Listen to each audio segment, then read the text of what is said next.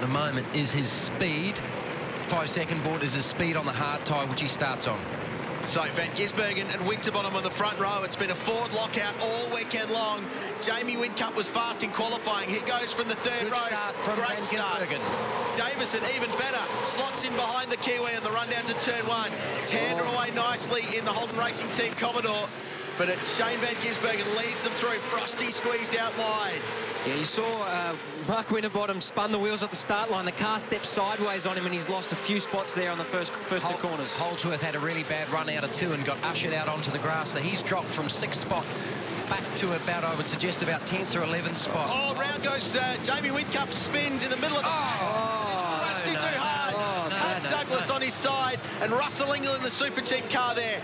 It's... I think that's the fair dinkum Homes and Sheds car of Carl Reindler. Wincup drives away. Safety car pause for the flag. So the safety car being deployed here. Now, looks like a Holden Racing Team car got into the back of Jamie Wincup, turned him around, and that caused all that mayhem on the exit of turn 3. Look at the damage. Taz Douglas drove into the side of the 11 car, and that copped a pretty big hit. That is Carl Reindler.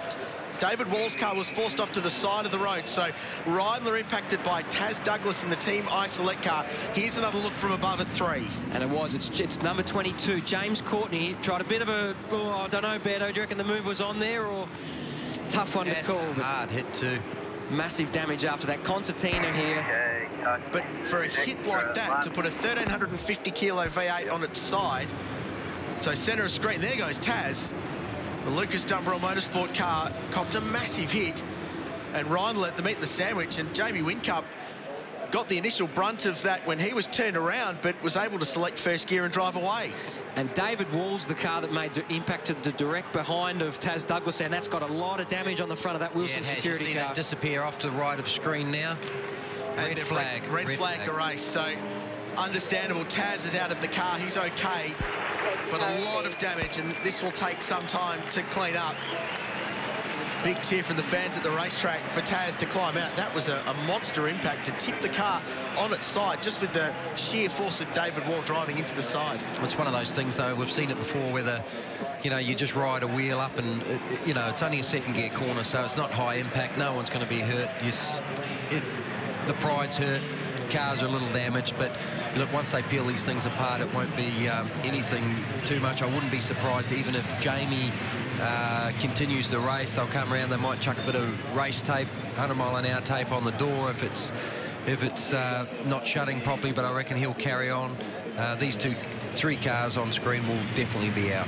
Wincup was a long way down, did not get a good start, lost a lot of track position in that opening scramble and was forced right down the pack. So if you're in the midfield, they always say that's where the danger happens, that's where the concertina happens. Everyone bundles in all at once, and it creates all sorts of dramas. There's Carl Reindler, a West Australian, recently moved to Victoria.